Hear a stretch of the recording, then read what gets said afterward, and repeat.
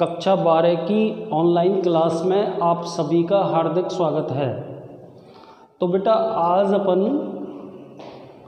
वृद्धि निरोधक hormone abscisic अम्ल के बारे में पढ़ेंगे। देखो आपको मैंने वृद्धि प्रवर्धक हार्मोन सारे समझा दिए, ऑक्सिन, साइटोकाइनिन, जिबरेलिन और एथिलिन। वृद्धि निरोधक हार्मोनों में अपन को क्या पढ़ना है? एब्सिसिक अम्ल। मैंने बोर्ड पे हेडिंग भी लिख दिया है। तो बेटा आज की क्लास में अपन इसी के बारे में पढ़ेंगे। यह पादपों में प्राकृतिक रूप से पाया जाने वाला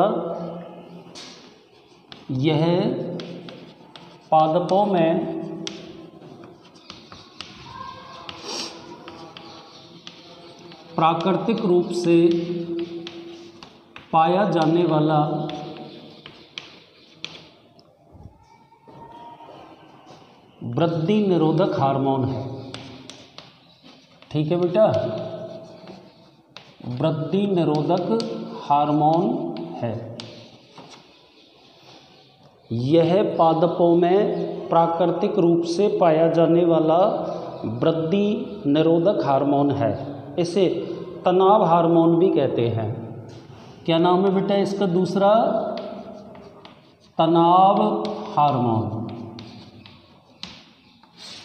भी कहते हैं। ठीक है ना। आगे चलिए बेटा इसी में, क्योंकि यह पादप को प्रतिकूल परिस्थितियों का सामना करने क्योंकि यह हार्मोन पादप को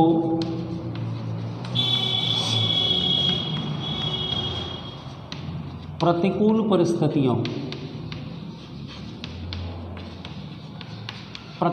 परिस्थितियों का सामना करने हेतु प्रेरित करता है। या यूं कह दीजिए, प्रतिकूल परिस्थितियों का सामना करने हेतु आप कह दीजिए सहायक है। तो ये बेटा एब्सिसिक अम्ल का पॉइंट नंबर फर्स्ट हो गया। ठीक है, एक बार दोबारा से सुन लीजिए। यह पादपों में, ध्यान से सुने, प्राकृतिक रूप से पाया जाने वाला वृद्धि निरोधक हार्मोन है। इसे तनाव हार्मोन कहते हैं, क्योंकि यह हार्मोन पादप को प्रतिकूल परिस्थितियों का सामना करने हेतु प्रेरित करता है। ठीक है बेटा, पहला पॉइंट अपन ने पढ़ लिया। अब इसके बाद अपन स्टार्ट करते हैं पॉइंट नंबर दूसरा, जिसमें इसकी खोज और इतिहास से संबंधित बातें आएंगी। तो बेरिंग, वैज्ञानिक का नाम बेरिंग ने एसर नामक पादप की पर्णों से, बेरिंग ने पादप का नाम एसर नामक पादप की पर्णों से, बेरिंग ने एसर नामक पादप की पर्णों से एक वृद्धि अवरोधक पदार्थ को, एक वृद्धि अवरोधक पदार्थ को अलग कर डोरमिन, नाम याद रखना पड़ेगा, नाम दिया।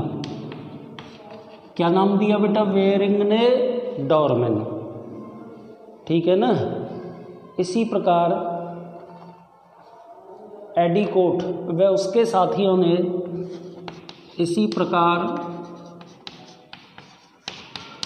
एडिकोट वैज्ञानिक का नाम, व उनके साथियों ने, देखो एक तो अपन ने वैज्ञानिक का नाम पढ़ा बेरिंग, और दूसरा अपन पढ़ रहे हैं एडिकोट व उनके साथियों ने कपास की पुष्पकलिकाओं से एक वृद्धि अवरोधक पदार्थ कपास की पुष्पकलिकाओं से, कपास की पुष्पकलिकाओं से एक वृद्धि अवरोधक पदार्थ पृथक किया। कपास की पुष्पकलिकाओं से एक वृद्धि अवरोधक पदार्थ अलग किया, जिसे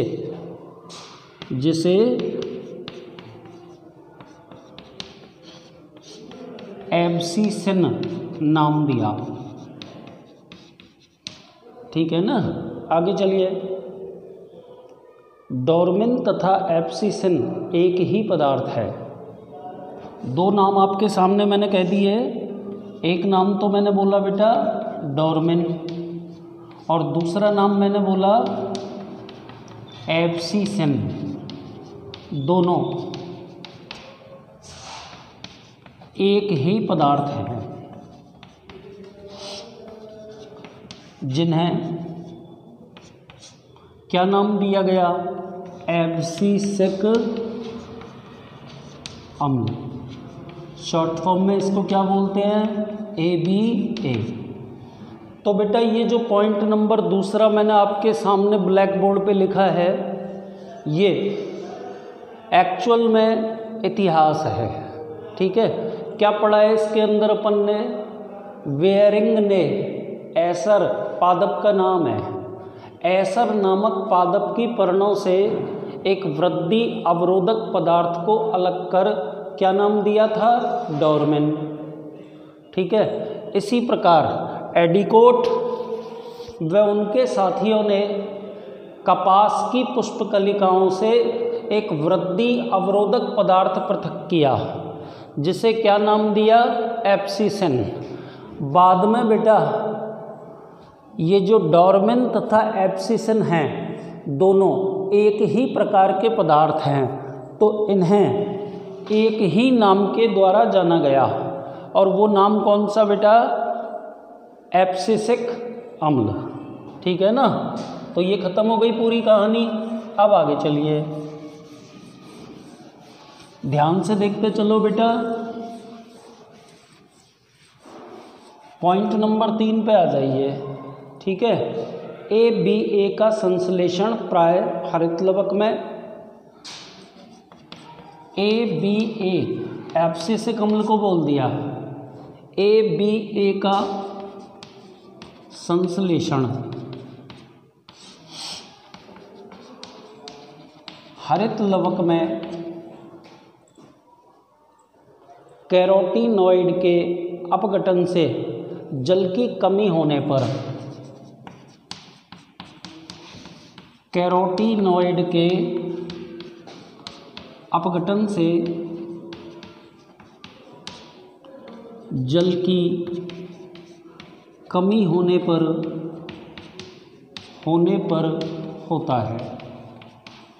ठीक है। याद रखना पड़ेगा बेटा, एब्सिसिक अम्ल का संश्लेषण हरित लवक में कैरोटीनॉइड के अपघटन से जल की कमी होने पर होता है।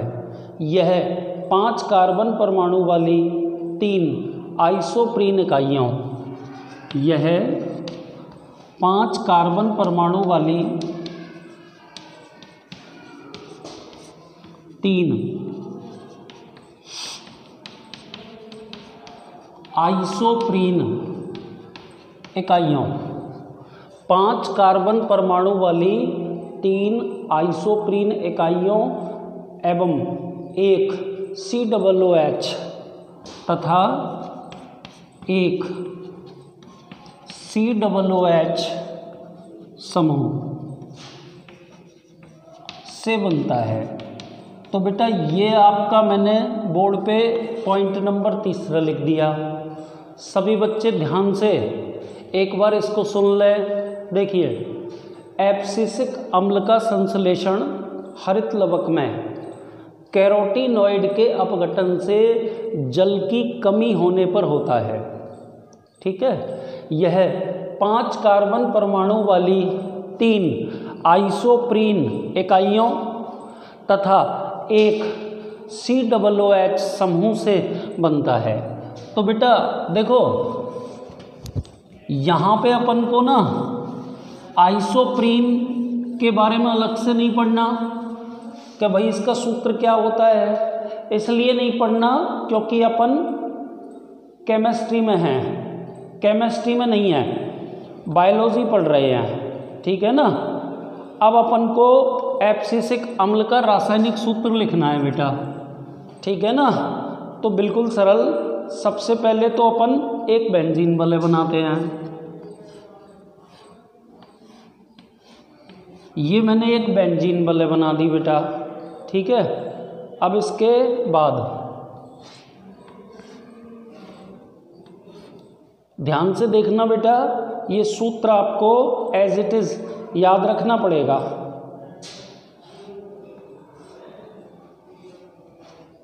ठीक है बेटा, आगे चलिए। CH3 जोड़ने हैं। CH3 यहाँ पे जोड़ दिया, या ऐसे कर दो, इस कार्बन परमाणु पर ये 2 तो CH3 समूह जोड़ दिए, ठीक है ना। और इस कार्बन परमाणु पे OH ग्रुप, एल्कोहल समूह, ठीक है। डबल बॉन्ड O यहाँ पे,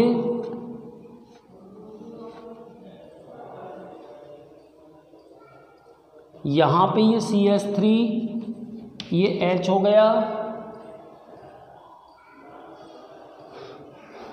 CH3 और H। इसके बाद में बेटा अपन को इसमें डबल बॉन्ड लगाने हैं। एक तो अपन लगा देंगे यहाँ पे, ठीक है ना, एक अपन लगा देंगे यहाँ पे, और तीसरा वाला डबल बॉन्ड अपन लगा देंगे यहाँ पे। तो कुल मिलाकर के ये जो सूत्र आपके सामने बन गया, ठीक है ना, ये सूत्र बेटा किसका हो गया? एब्सिसिक अम्ल का, ठीक है। अब आगे चलिए। तो मैं आपको बता चुका हूं बेटा, एब्सिसिक अम्ल के अंतर्गत 5 कार्बन परमाणु वाली 3 आइसोप्रीन इकाइयाँ तथा एक COOH समूह उपस्थित होता है। सूत्र आपके सामने अभी मैंने ब्लैक बोर्ड पे लिख ही दिया, आप चाहें तो एक बार मैं इसको और रिपीट कर देता हूँ। देखो, ये तो अपन ने एक तरह से बेंजीन रिंग बना दी, इसके बाद बेटा इस तरह से बनाना है, फिर इसके बाद इस तरह से करना है, ठीक है। अब देखो, इस कार्बन परमाणु पर 2 आपको मिथाइल समूह जोड़ने हैं, यहाँ पर आपको एल्कोहल समूह, यहाँ पर आपको ये एक्चुअल में बेटा एसिड समूह हो जाएगा। आपने कहा था ना COOH समूह होता है। आगे चलिए, यहाँ पर CH3, यहाँ पर H है ना, और बेटा एक CH3 समूह इसके इस कोने पर आ जाएगा, और यहाँ पर अपन H लिख देंगे। अब अपन को केवल इस सूत्र के अंदर डबल बॉन्ड जोड़ने हैं। तो देखो 1 3, या यूँ कह दो 1 2, और एक डबल बॉन्ड यहाँ आ जाएगा। ये आपके सामने एब्सिसिक अम्ल का सूत्र हो गया, ठीक है बेटा। अब आगे चलिए। अब इसके अंदर अपन को जो टॉपिक पढ़ना है, ABA के कार्यकीय प्रभाव।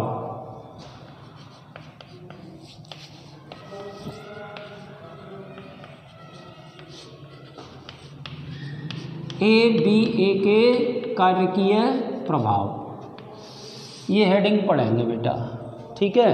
तो आप देखिए, यह पादप हार्मोन एथाइलिन के साथ मिलकर, यह पादप हार्मोन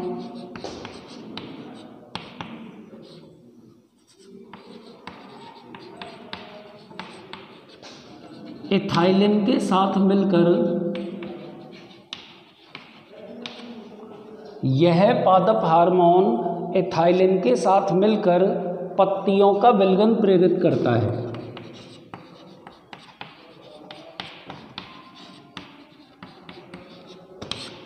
पत्तियों का विलगन प्रेरित करता है, ठीक है ना। आगे चलिए। तथा स्वयं अकेला पुष्पों व फलों के तथा स्वयं अकेला पुष्पों व फलों के विलगन को प्रेरित करता है। मतलब बेटा चूंकि ये वृद्धि प्रवर्धक हार्मोन है, वृद्धि निरोधक हार्मोन है, तो पादप के लिए जितने भी बेकार काम होते हैं उन सभी में इसका रोल होगा। तो जैसा कि आपने सबसे पहला काम देखा, विलगन परत का निर्माण। क्या बोला मैंने पहले पॉइंट में कि यह पादप हार्मोन एथाइलिन के साथ मिलकर पत्तियों का विलगन प्रेरित करता है तथा स्वयं अकेला पुष्पों एवं फलों के विलगन को प्रेरित करता है, ठीक है। दूसरे पॉइंट पर आ जाइए। यह पादप हार्मोन पत्तियों पर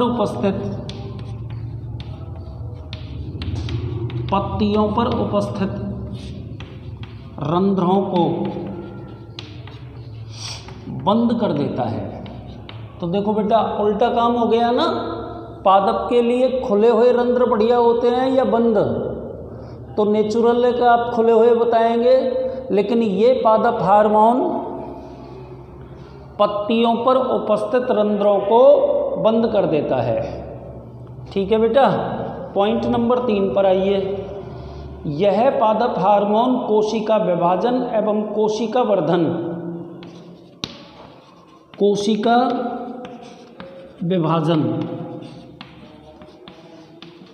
व कोशिका वर्धन का संदमन करता है, ठीक है, जिससे वृद्धि की दर रुक जाती है या कम हो जाती है। तो बेटा एब्सिसिक अम्ल के 3 क्रियात्मक प्रभाव मैंने आपके सामने ब्लैक बोर्ड पे लिख दिए हैं। आप तीनों के तीनों क्रियात्मक प्रभावों को एक बार ध्यान से सुन लीजिए। पहला, यह पादप हार्मोन एथाइलिन के साथ मिलकर पत्तियों का विलगन प्रेरित करता है तथा स्वयं पुष्पों तथा फलों के विलगन का प्रेरण करता है। पॉइंट नंबर 2 पे आ जाइए। यह पादप हार्मोन पत्तियों की सतह पर उपस्थित रंध्रों को बंद करवाता है। पॉइंट नंबर 3 पर आ जाइए बेटा। यह पादप हार्मोन कोशिका विभाजन एवं कोशिका वर्धन का संदमन करता है, ठीक है, जिसके परिणाम स्वरूप पादपों में वृद्धि की दर घट जाती है। इसीलिए बेटा इस पादप हार्मोन को वृद्धि निरोधक हार्मोन कहा जाता है, ठीक है। आगे चलिए बेटा। बीजों एवं कलियों में प्रसुप्तावस्था, पॉइंट नंबर 4। बीजों व कलियों में प्रसुप्तावस्था मतलब निष्क्रिय अवस्था ABA के कारण होती है। बीजों एवं कलियों में प्रसुप्तावस्था ABA के कारण होती है, अर्थात यह बीजों और कलियों के अंकुरण को रोकता है। अर्थात यह बीजों व कलियों के अंकुरण को रोकता है। पॉइंट नंबर कौन सा हो गया बेटा? ये 4, ठीक है। इसके बाद पॉइंट नंबर 5 पे आइए। यह पादप हार्मोन ऑक्सिन, साइटोकाइनिन व जिब्बेरेलिन की क्रियाओं का यह पादप हार्मोन ऑक्सिन, साइटोकाइनिन एवं जिब्बेरेलिन की क्रियाओं का विरोध करता है। एक्चुअल में वो तो वृद्धि प्रवर्धक हार्मोन है और चूंकि ये वृद्धि निरोधक हार्मोन है, अतः बेटा ये पादप हार्मोन उनकी क्रियाओं का विरोध करता है। अगले पॉइंट पर आ जाइए। ABA पत्तियों में पर्णहरित के हास, यह पादप हार्मोन पत्तियों में पर्णहरित के हास, ठीक है ना। आगे चलिए। प्रोटीनों के विघटन को एवं प्रोटीनों के विघटन को प्रेरित करता है। तो बेटा एक बार ये सारे क्रियात्मक प्रभाव भी आप एब्सिसिक अम्ल के बोर्ड पर देख लीजिए। 6 क्रियात्मक प्रभाव बता चुका हूँ। 3 आपको मैंने पहले बता दिए थे और 3 बेटा अब मैंने इस समय आपके सामने लिख दिए। तीनों को एक बार ध्यान से सुन लें। यह पादप हार्मोन बीजों एवं कलियों में प्रसुप्तावस्था को बनाए रखता है। मतलब बीजों एवं कलियों में प्रसुप्तावस्था ABA के कारण होती है। बैठ गई आपके समझ में? यानी कि यह बीजों और कलियों के प्रस्फुटन को रोकता है। आगे चलिए। यह पादप हार्मोन ऑक्सिन, साइटोकाइनिन एवं जिब्बेरेलिन की क्रियाओं का संदमन करता है, विरोध करता है। 6वें नंबर पे आपने पढ़ा कि यह पादप हार्मोन पर्णहरित के हास तथा प्रोटीनों के विघटन का प्रेरण करता है। ठीक है ना। तो बेटा इस पादप हार्मोन के कारण पादपों की पत्तियां पीली हो जाती हैं। यह पादप के विभिन्न अंगों को जीर्णावस्था की ओर प्रेरित करता है। ठीक है। इसके अलावा बेटा यह पादप हार्मोन दीर्घदीप्तकाली पौधों में, नंबर 7, दीर्घदीप्तकाली पौधों में पुष्पन का संदमन करता है। ठीक है बेटा। तो इस तरह से ये सभी खत्म हो गए। ठीक है। अब यहाँ से आगे की कहानी अगले नेक्स्ट वीडियो में आपको बताई जाएगी। ठीक है। 1-2 क्रियात्मक प्रभाव तो इसके बचे हैं और उसके बाद 2 प्रमुख टॉपिक और इस पाठ के अंदर शेष हैं। एक तो अपन पढ़ेंगे बेटा दीप्तकालिता और दूसरा अपन पढ़ेंगे बसंतीकरण। आज के लिए बेटा इतना ही। धन्यवाद।